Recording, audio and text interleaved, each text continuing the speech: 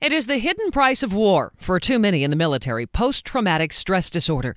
Studies warn that as many as 6 of every 10 combat veterans suffer from PTSD. And our guys are left standing on the street corner because they can't get a job because they're not stable enough to maintain one because they didn't get the help that they needed. KOMO Newsradio has spent months winning the trust of troops and their spouses to get them, in their own words, to talk about the pain of life with PTSD.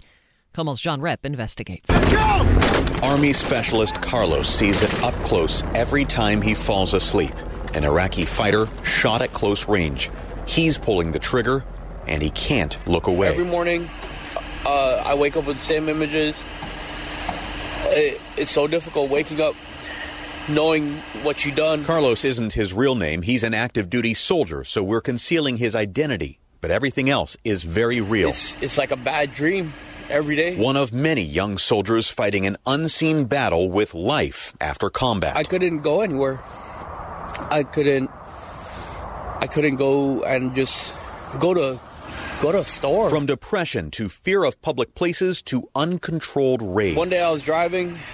My anxiety level was just so high. He was officially diagnosed with PTSD last year. And I knew if I didn't go to the ER, I would have probably done some things that I would have regretted. He says treatment has helped a little, but getting that treatment isn't always easy for soldiers who say they're stigmatized and often put into situations where they're almost sure to fail. I think it just goes to show that sometimes the military is covering up stuff that they don't want the public to see. And now it's out there, and now they're going to have to do something about it. Tim, a sergeant, blames a cost-conscious command. It doesn't surprise me that they're doing this because it's a quick, easy way to get people kicked out of the military. They're tired of the silence, and this is the story of soldiers asked to fight for their country, now fighting to get on with the rest of their lives. Everything comes with a price. John Rep, KOMO News Radio. So how does the command staff at Lewis McChord and Madigan Army Hospital respond? John has asked repeatedly for interviews. Each time they've turned him down. Tomorrow, in their own words, military spouses talk about being caught in the pain in part 2 of PTSD, the hidden price of war. That's extremely frustrating to have to fight to get your family help after all we've been through. That's coming up at 7:15 tomorrow morning. It is never easy for husbands or wives of active duty soldiers, but when a spouse returns from combat with PTSD, post-traumatic stress disorder, normal routines and relationships can fall apart. It's something as military families we constantly live with. For months, KOMO's John Rep worked to gain the trust of combat troops and their spouses so they could speak out on this hidden price of war. While soldiers get the medals, the salutes, the actual spouses, nowhere to be seen. Standard military procedure for Jennifer and so many others. And we're the ones that take the brunt of all of it. Now coming forward, asking us to conceal their identities. She says beyond the worst-case scenario of a loved one never coming home, there's another great fear. The fear of what next? The fear of not sure how your spouse is going to come home. She says her husband, Justin, back from his second deployment, scared her. Very quick to anger, very sometimes violent. So she gave him a choice. My spouse made it clear that, either I was going to deal with this or she wasn't. But at Lewis McChord, these warriors face another battle, just getting help. For the individual soldier, he's got more people he's got to fight through before he can get to a supervisor that says, yeah, okay, maybe we have a bigger problem here. Same thing for Kristen and Tim. My wife really kind of gave me the ultimatum. The military assisted after we pushed the issue. Pushing the issue means nonstop calls, confrontations with commanders. That's extremely frustrating to have to fight to get your family help after all we've been through. Both Kristen and Jennifer say that's what must change in the military. From across-the-board awareness of the problem. I think family members, when you've got a soldier that's coming home, there needs to be a spouse's briefing. That needs to be mandated. You need to go to it. To a willingness to fix it. Oftentimes we punish the symptoms. We don't, instead of scooping the soldier up and realizing that this is part of a larger situation. Expensive? Sure. But Kristen says... It costs a lot of money to send our guys to war.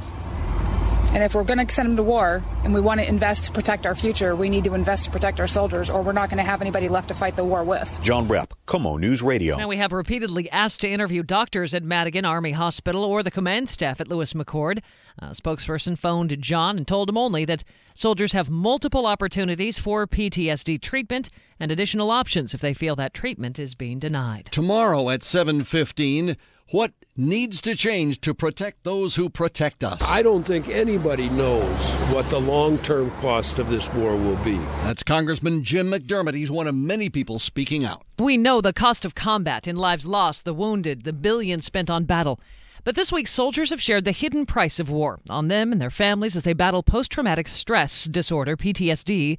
An Army spokesman at Lewis McChord tells us the military is doing more than ever to respond, offering soldiers multiple treatment options. But a growing number of critics say it's not enough. KOMO's John Repp shares the soldiers' stories and what needs to happen next. I need some medical help. Tim hears two stories about PTSD. I think the military has been saying the right things to the public. And what this active duty sergeant sees in real life as he seeks treatment. I like to see the people who need the help to come forward and get it, not to be afraid to ask for it. We're concealing the true identity of these soldiers who say it's time for a cultural re-education. When you've been in as long as some of us, it doesn't matter anymore. You know, it's time to let the people know what's really going on. But who else is listening? We have to pay for it. We played these interviews for Senator Patty Murray. Everything that I just heard is really tragic to listen to, but it is not surprising to me. I have heard it time and time again. She says long-term care for soldiers with PTSD is an undeniable price of war. And I am deeply concerned that we still have not seen the urgency within the Army and the understanding, the change in culture that means that they take ownership of this. Congressman Jim McDermott. That's going to have to become a part of leadership training. Former military psychiatrist. Sometimes we like to think it's somebody else's problem, but it isn't. It's all our responsibility. The good news is that PTSD treatment options are improving. University of Washington psychologist Larry Pruitt. You can fully expect them to go back to a normal life and do all the things that anyone needs to do to, be productive in society. Murray says it's time for a public discussion about the long-term costs of PTSD, and the military must change its approach significantly. There have been some cultural changes that have made a difference, and we have to just seize this opportunity. Nobody knows this better than Carlos, the young soldier who says he's coming forward and telling his story out of desperation. This has to be the route that we go through to get the help that we need. It's kind of sad. Crying for help because covering up a wound and trying to forget about it doesn't always work. One of my infantry buddies says, rub some dirt on it. There's only so much dirt in the world. John Repp, KOMO News Radio. A representative from the Army has responded to our investigation with a 2-page fact sheet from the Pentagon detailing PTSD symptoms and the Army's current health screenings and assessments, and we continue to ask for interviews with leaders at both Lewis McChord and Madigan Army Medical Center. You heard briefly there from Senator Patty Murray. This issue will be under the microscope again today during a congressional hearing.